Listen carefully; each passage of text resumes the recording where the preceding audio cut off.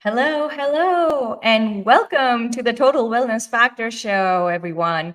I am Aisha Tahir here. I'm an exercise physiologist and a corporate wellness consultant, and I can't wait to dive into today's topic, which is igniting your potential, unlocking team dynamics to enhance employee well being. The organizations today face a lot of challenges, and one of which is team dynamics. Building and leading teams are themselves a very complex undertaking. So, today we are going to take a look at why team collaboration is a worthwhile goal for the organization and for employees' well being. And for that, I have an awesome guest with me today. It is Ryan Stevens. He's a specialty trainer, leader, coach, speaker, and clinician across a spectrum of healthcare, wellness, fitness, and sports settings since 2004. He's a full time speaker and organizational coach via Catalyzing Coaching and Consulting. And without further ado, I'm going to welcome him to the stage. Welcome, Ryan. Good afternoon, Aisha. Good afternoon, everyone out there listening. I hope your Tuesday has been amazing so far. Yeah, I'm so excited for our topic today and to chat with you.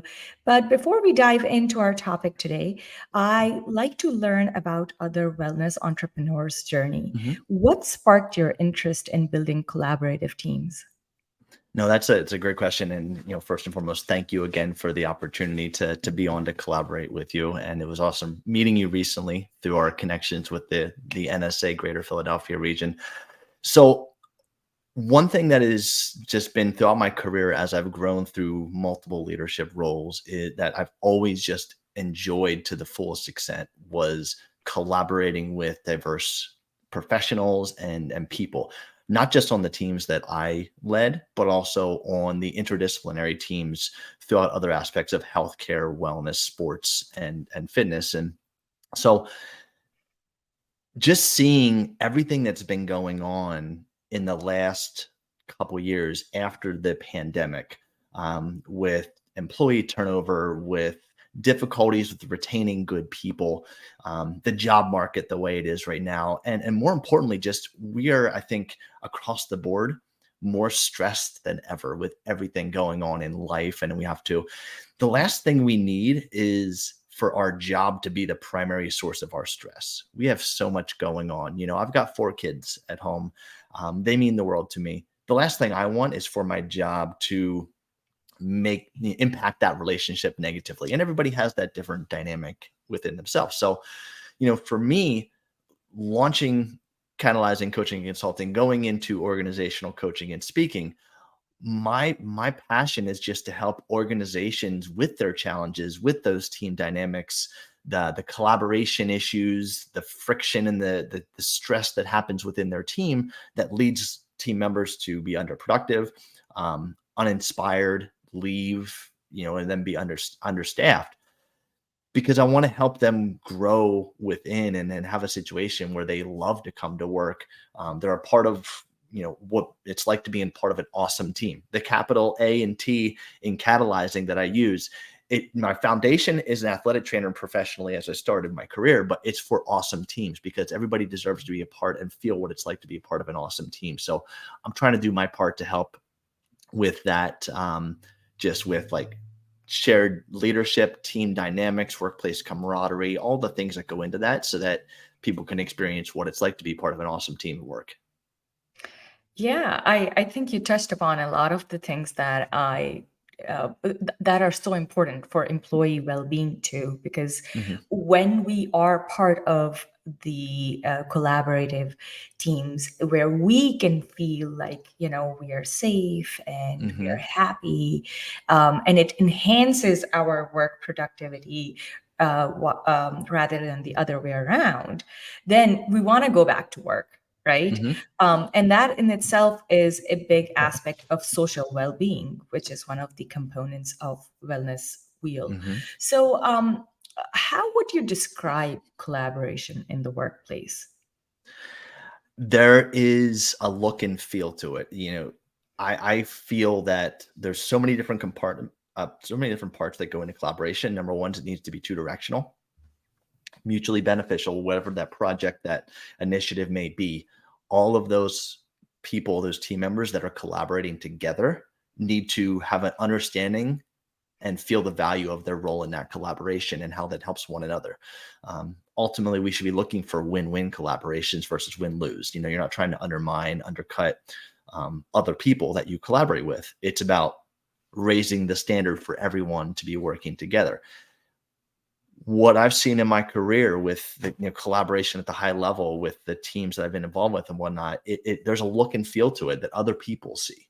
Other people see it, even though it may be rocky behind the scenes a little bit as you work things out because you have great relationships. So you talk things out and you work through it. On the outside, they see efficiency, they see collaboration, they see team members going to bat for one another when they need to pick up the slack if someone's having a tough time for something personally or professionally. So collaboration to me, it looks, there's a feel to it that just looks like teamwork, and it looks like support and affirmation.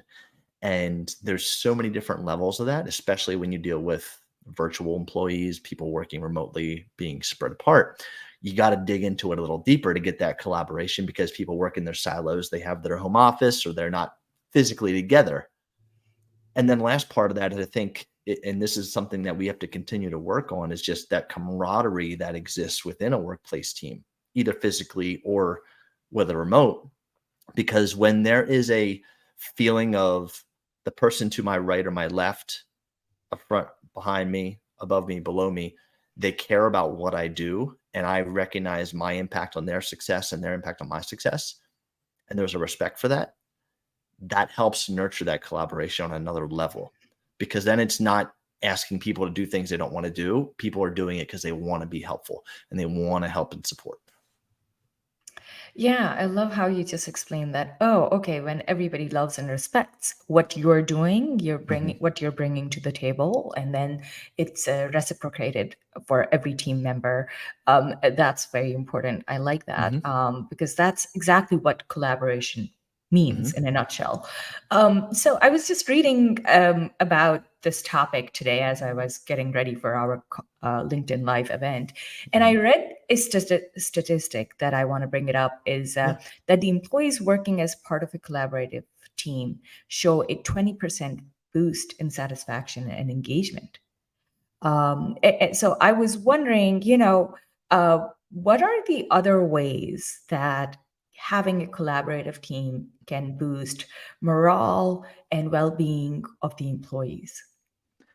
The first thing that comes to mind is you have people together on a shared mission, and it is the leaders' jobs within that organization to paint a picture of what that big mission, that vision is, and have everyone within their team understand what their role is. And when people feel like their role is important in that mission and they can get buy into it, that helps to facilitate that collaboration, because then people want to be a part of it.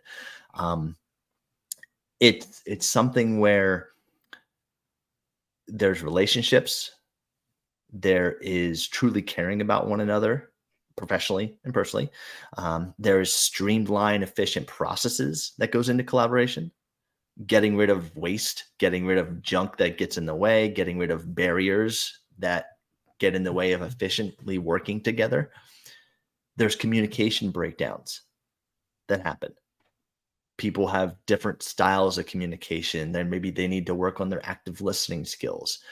We are all a work in progress with that. So finding ways to collaborate verbally, non-verbally, through technology, through systems, in a way that gets the message across clear, that people can work together with, versus creating friction and creating stress because there's breakdowns in communication, or there's 30 different means of communication and people are trying to find where that message was. There's so many different things that go into smooth collaboration when you think about the technology and the communication platforms and the system. So it really is a mix of relationship building, rapport, systems, and then caring, being a part of something. Where do I fit into the role of this big picture here? So I think those all go into that component of collaboration. And no matter your size of your organization, people work. They may not always admit it. Not everybody likes to work in groups, in terms of some people like to just put their head down and they like to focus on their own thing. And that's okay. You can be a leader in that way. You can lead by example and own your role and own your space and be a rock star at that. A really effective way to get shared leadership and camaraderie, workplace camaraderie, is to do small group work. And the only way that works is when everyone who is in those small groups has some buy-in as to what their role is in them, and they understand how what they do in that small group plays a factor in the overall success of the organization, but also how it provides opportunities for them to shine and to be supported and to potentially get a promotion, an advancement, because they showcase it in that small group work, or they show the collaboration. And then their leaders can go to bat for them because there's evidence of being effective as a small group leader. So the small group component, there's so many ways to implement that, but it really does a powerful thing for team dynamics when you can do it effectively to get them collaborating on specialty projects. And it could be fun, it could be morale based, it could be productivity based. So many flexible areas with that. Yeah, I really like it. What I'm hearing is that, workplaces should create collaborative environments, and that could be in form of like small groups, right? Where we Mhm. encourage mutual support. And the way to do it is to reduce conflict and competition, grow trust, maybe delivering a Mhm. safe place needed for work. Right. And this way, every member of the team can Mhm. thrive, and this way they feel like they belong to that organization and their bigger mission. So of course then the employee is going to be happy, and Mhm. a happy employee means a Yeah. well employee, right? A Yeah. healthy employee. Okay, so um, let's take a look at how the teamwork has changed over years, Mhm. because teams have grown considerably over the past 10 years, and new technologies are helping the organizations extend participation on a project to an Mhm. ever greater number of people. And that also means maybe those people are not working in the same building as you. Right. Maybe you have never met them, right? Maybe those teams are first they're large, and second they Mhm. might be just virtual. So what are the right conditions to achieve high levels of collaboration for a large team? And then secondly, I'm throwing two questions at you. And Okay. secondly, like in a virtual environment, how to collaborate better. You're absolutely right. There are so many challenges with nowadays. You have temporary employees, per diem employees, remote employees, people that work in small groups in the office setting, people that were in the office, then during the pandemic went home and then haven't returned. There's so many different dynamics involved with that, and it's harder than ever, I feel, for leaders to be able to bring them together to collaborate. Um, I think you have to, number one, be a really good listener and understand and embrace those members of your team. You have to understand the roles of the different kinds of jobs, whether it be a per diem, a full time, a part time, temp work, independent contractor. And there's a lot of tension can happen with those, because let's say, let's look at nursing, for example. You've got bringing in to handle the nursing shortage. They're bringing in a lot of contract nurses who get paid very, very good money. And then you have full-time nurses who work for the organization who maybe don't make that same amount of money. And then there's like tension of, you're doing the same job, but they're getting paid way more than I am. That's not fair. And as leaders, we can't ignore that. We have to speak to it. We have to paint a picture of understanding of what those different roles are. And maybe we find a way for certain categories of employees to be focusing in one area, so they're kind of working together there, and then we have another category that's working in another area.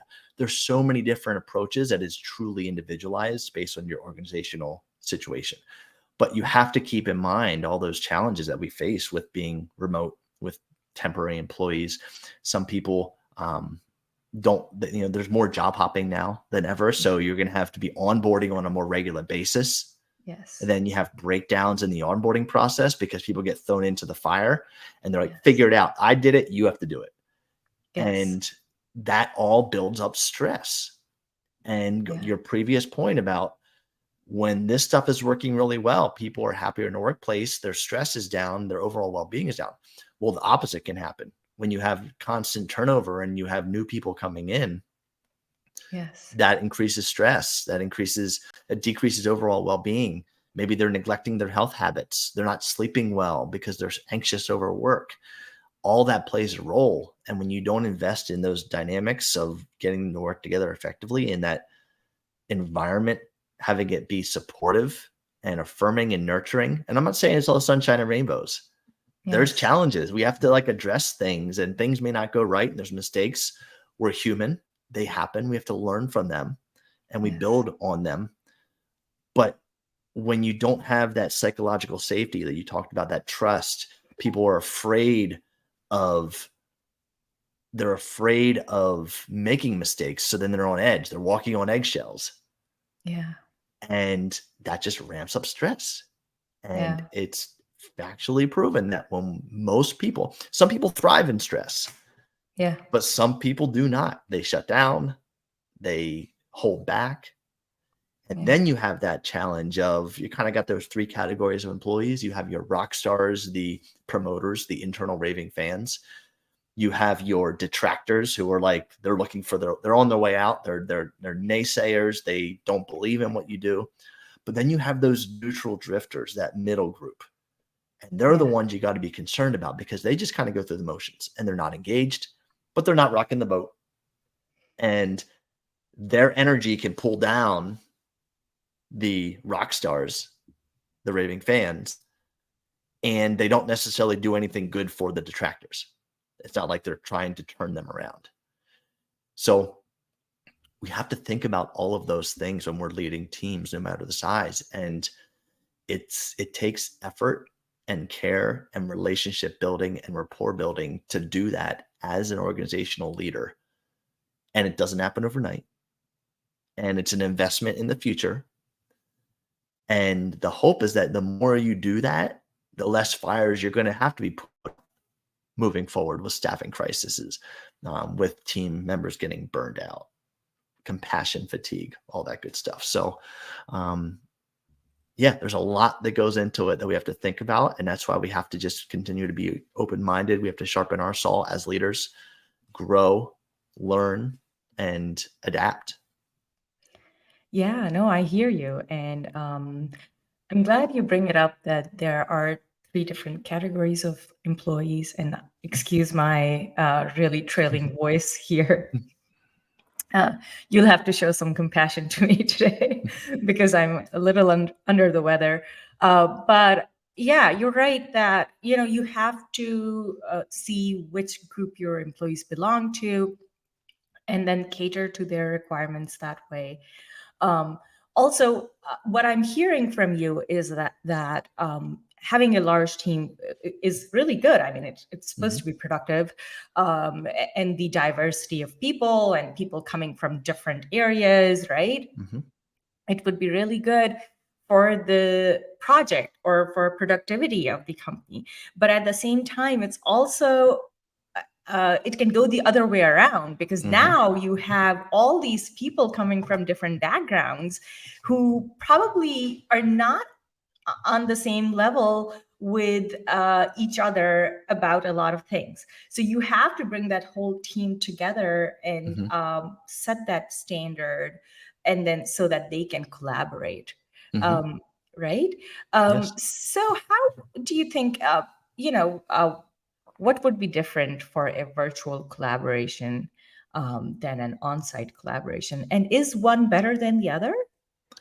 It's a great question, Aisha. I don't think one is better than other. They're just different. I think in different environments, because if you have a very large team that's spread out across multiple states, there's a part of that that's working virtually together. You're not on the same space.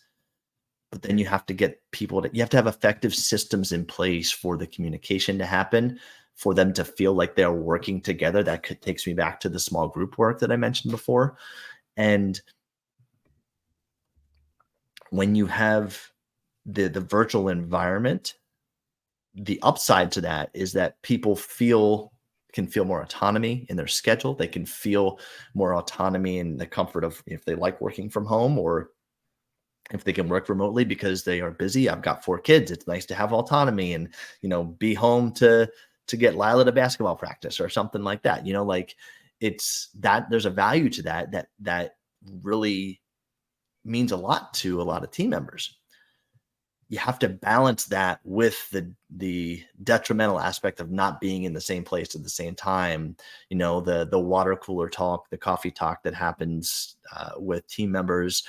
You got a problem to solve, you just leave up out of your desk, go to the next office, and you chat with your leader, or you work it out in person. Their nonverbals, posture, your nonverbal communications, a lot of them are lost in virtual, especially if you're not doing video chats. I highly recommend video chats if you're doing virtual collaborations versus just over email or audio phone calls, unless it's just quick things. But if it's problem solving, look at each other, read the room, and problem solve together like that, which brings you closer to being in the same place at the same time. But I don't think there's one that's better than the other. I think each situation is different. And as a leader, we have to recognize the pitfalls and the benefits of both sides. And I think that the common ground, the mix of the two is ideal, because you can't always expect people to be coming together in the office for team meetings. Sometimes your meetings have to be virtually like this. Yeah. And they should be purposeful with the time. They shouldn't be wasting people's time. They're very purposeful with an agenda. You knock it out, you lead it, and you're done. Yeah. And then you have follow-up. And then comes back to that small group ownership and that shared accountability of people following up on things after their meetings and then bringing it back to the group. Yeah. And that's how you get that full circle of collaboration, because we talk about what we need to do. Yeah. We empower, we give the resources, they go out and do it. They own it. They check back in if they have a challenge. They go back out, they finish it, and then they debrief and come back in. And we say, great job. We say, that was fantastic. What about this? Can we work on that? Or, sorry, it didn't work out. Let's figure out why. Yeah. And then you reform and you go again. So that's kind of a mix of, I like to often refer in my educational stuff and my talks and workshops of responsible independence and effective interdependence. I believe I got that from Stephen R. Covey, kind of through the 7 Habits mindset, but really being effective in owning your area of responsibility, but then also being highly effective in collaborating the crossover area with others. Yeah. And when you're virtually, you have more opportunity to do that with more people, which is a blessing. You just got to make sure that it's being done in effective ways. Yeah.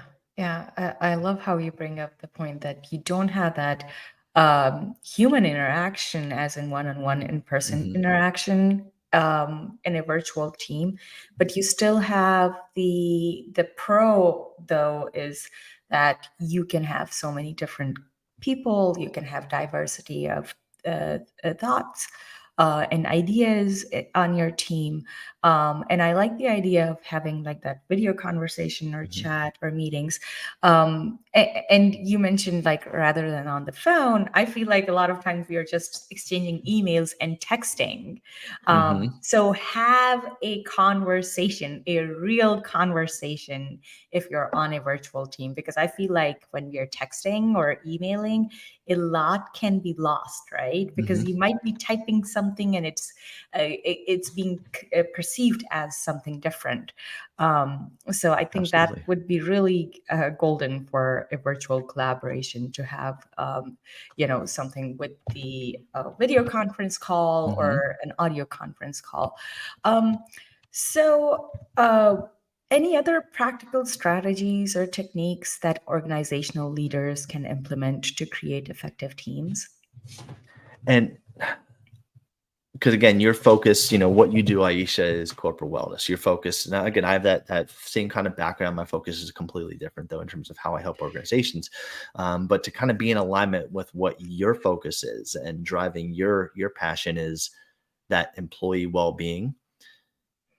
I truly believe, and I've seen it firsthand on both ends of the spectrum. If you put the work in to create an environment where team members, they may not be best of friends, that's okay, but they enjoy working together.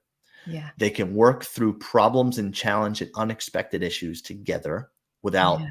being set off.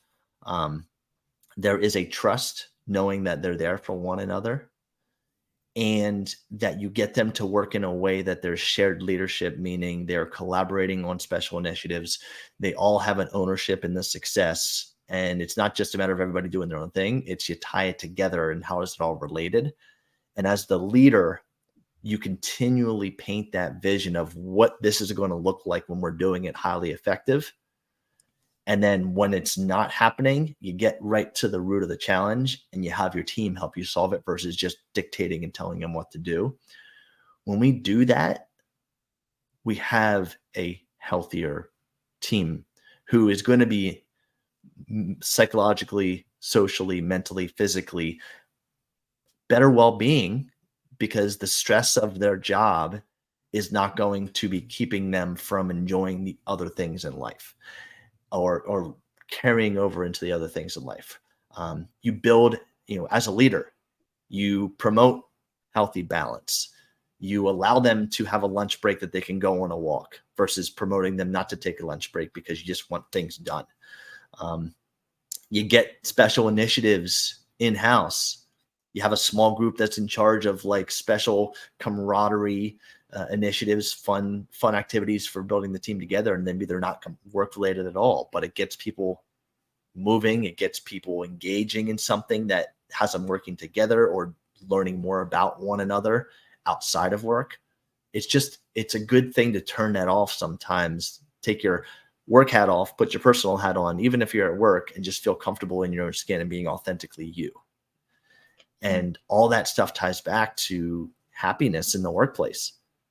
And Yeah. just imagine, just envision if we have more team members, regardless of how stressful your job is, if we have more team members who authentically can feel like they can be themselves at work, feel supported, feel happy, they have the normal stresses of their responsibilities, but not burdens on top of that.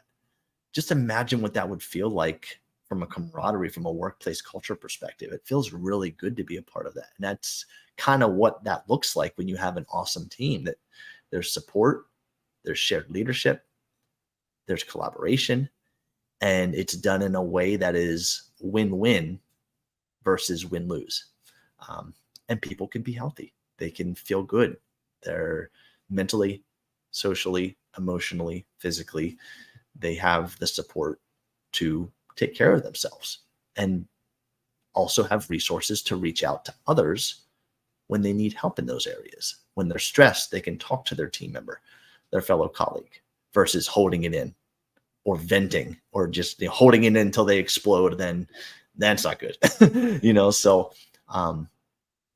yeah, there's so many different things that go into that. And I think that as leaders, the first and foremost, we have to care about our team.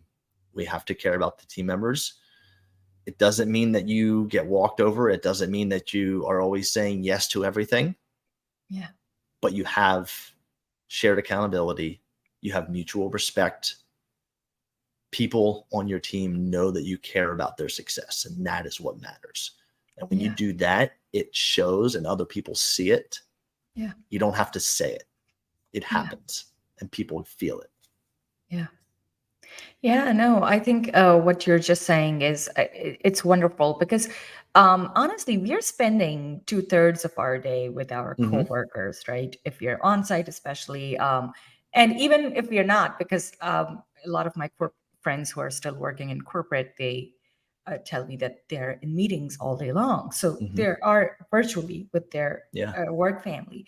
And if we can have that collaborative environment Hmm. where that person's stress level is down, now, well, stress is directly related to muscle tension, and Yes. muscle tension leads to poor posture, which can lead to further emotional health issues, which we see.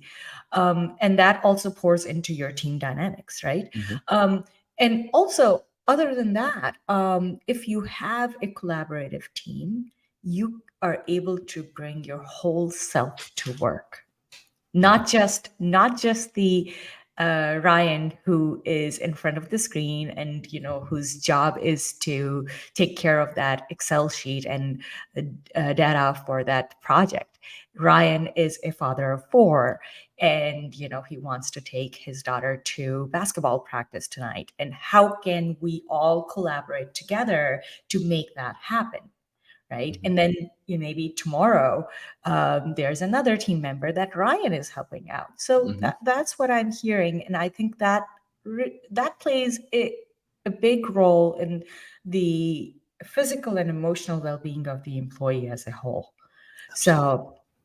So yeah, I really enjoyed having this conversation with you, because team dynamics are a way to better well-being for Hmm. employees and the Hmm. workforce.